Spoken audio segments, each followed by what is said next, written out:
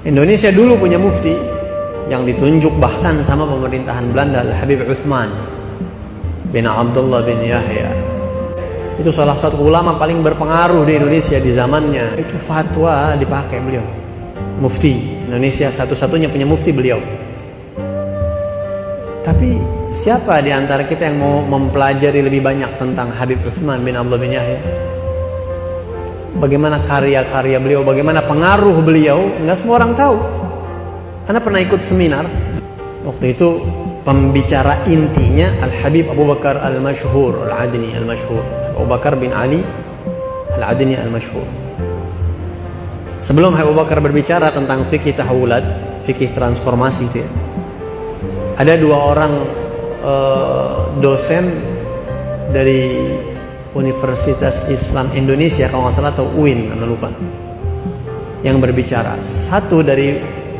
Yang satu berbicara tentang ilmu yang dikeluarkan sampai Abu Bakar, fikih transformasi, fikih tahawulat. Yang satu dosen ini berbicara tentang pengaruh Habib Uthman bin Yahya, dan dia bikin disertasi tentang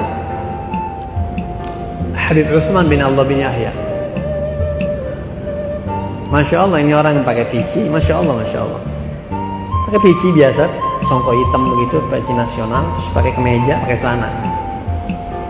Kalian para muhibbin habaib, katanya, jangan cuma ziarahin makamnya, tapi pelajarin lebih dalam siapa itu habaib-habaib. Saya mempelajari lebih banyak tentang Habib Uthman bin Yahya, dan saya buat disertasi untuk S3 saya tentang Habib Uthman bin Yahya. Saya sampai 2 bulan di Belanda di satu perpustakaan begitu. Saya mencari tahu tentang Habib Uthman. Itu nggak ada yang baca, sampai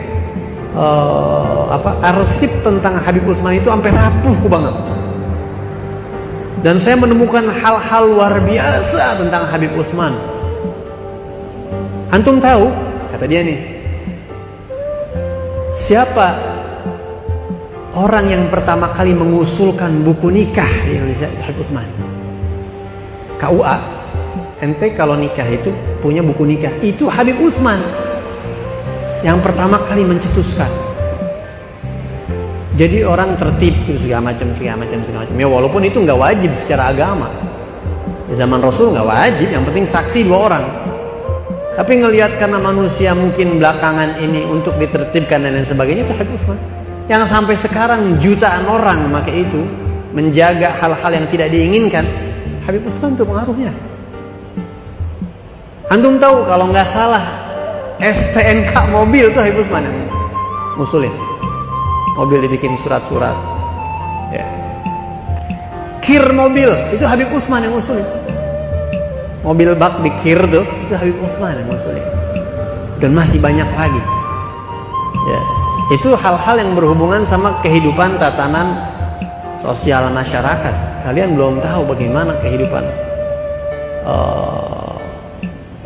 agama beliau, sangat luar biasa. Dia cerita tentang Habib Uthman, anak sendiri takjub. Habib Husain bin Abu Bakar Al-Idrus, ketika saya ke Belanda, kata dia, dan saya mencari arsip-arsip dokumen-dokumen tentang Habib Uthman, saya menemukan di Belanda itu yang mandiin jenazahnya Habib Husain tercatat namanya. Ente tahu gak yang pada suka ziarah keluar Batang, siapa yang mandiin jenazah Habib Husain? Kita nggak tahu. Dan emang nggak. Kita sekarang mau cari tahu tentang sejarah Habib Husain luar Batang aja nggak ada. Cuma ada di kitab Tahjul A'ras, beberapa halaman dicatat sama Habib Ali bin Husain. Lain daripada itu kita nggak nemu. Ya, nggak nemu. Di Belanda itu semuanya tercatat, semua ada semuanya. Subhanallah. Begitu.